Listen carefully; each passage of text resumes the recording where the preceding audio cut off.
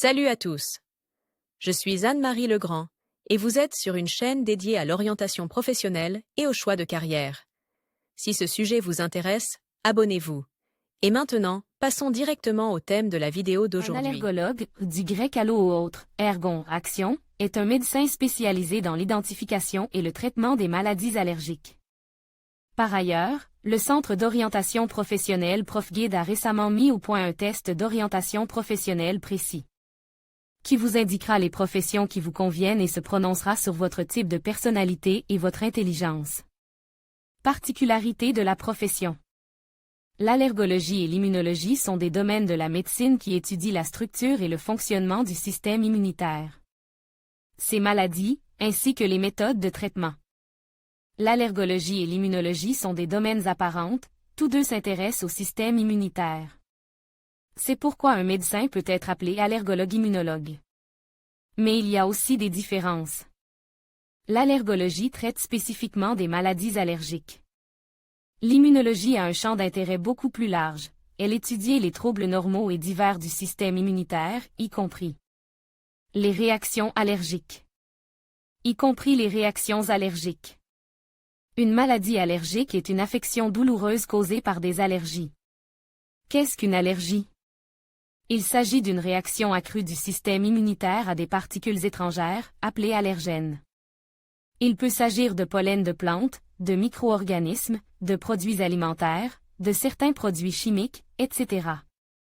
Selon les experts médicaux, au moins un habitant de la Terre sur 5 souffre d'allergie. Et le nombre de personnes souffrant d'allergie ne cesse d'augmenter. La raison en est la détérioration de la situation environnementale, de la qualité des produits, de l'utilisation généralisée de produits chimiques ménagers, d'un grand nombre de médicaments, etc. Les maladies allergiques sont nombreuses: asthme bronchique, écoulement nasal chronique, gonflement des voies respiratoires, dermatite. Voulez-vous devenir prof-orientologue en seulement 2 mois? Faites un métier utile qui aide les gens. Le cours d'Elmira Davidova. Par exemple, si vous avez un chaton en peluche, vous avez l'impression qu'il est difficile de respirer. Il soupçonnait qu'il est allergique à la fourrure et se rend chez un allergologue. Mais le plus souvent, il consulte un médecin généraliste, un dermatologue, un ORL en fonction de ce qui le dérangeait exactement. Le médecin, après avoir évalué les symptômes, suppose qu'il s'agit d'une réaction allergique et oriente le patient vers un allergologue. Pourquoi? Pour être sûr de ses conclusions et découvrir quelle substance s'est avérée être l'allergène. L'allergologue demande en détail au patient quand il la remarque pour la première fois la réaction douloureuse, si elle s'est déjà produite auparavant, à quoi il l'attribue lui-même. Il s'agit d'une sorte d'enquête pour trouver le coupable.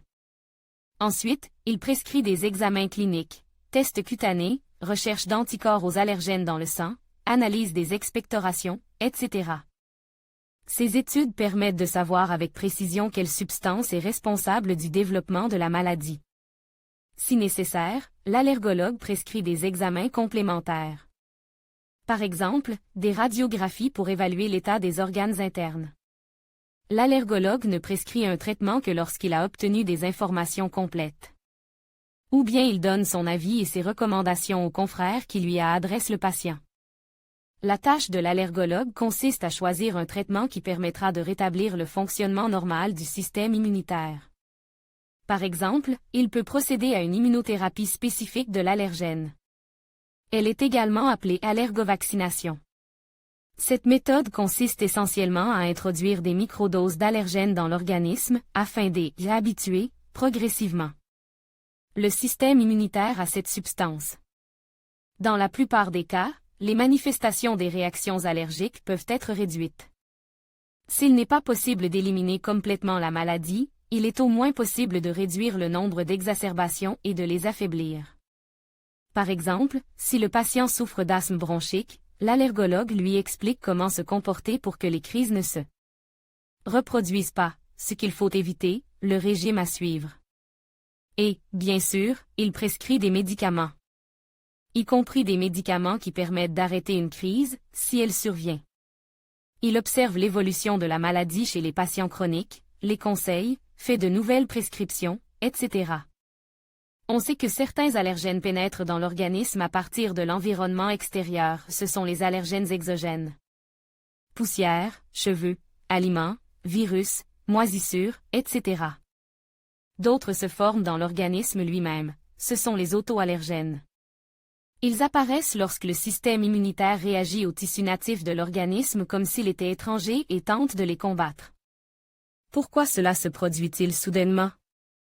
Les scientifiques pensent que le déclenchement du processus auto-immun peut endommager les tissus de l'organisme par des radiations, des produits chimiques ou une grave inflammation.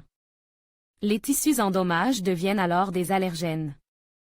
Certaines maladies auto-immunes, rhumatisme, lupus érythémateux, etc., sont traitées par un rhumatologue. Bien qu'il s'agisse, comme nous l'avons dit, de problèmes immunologiques.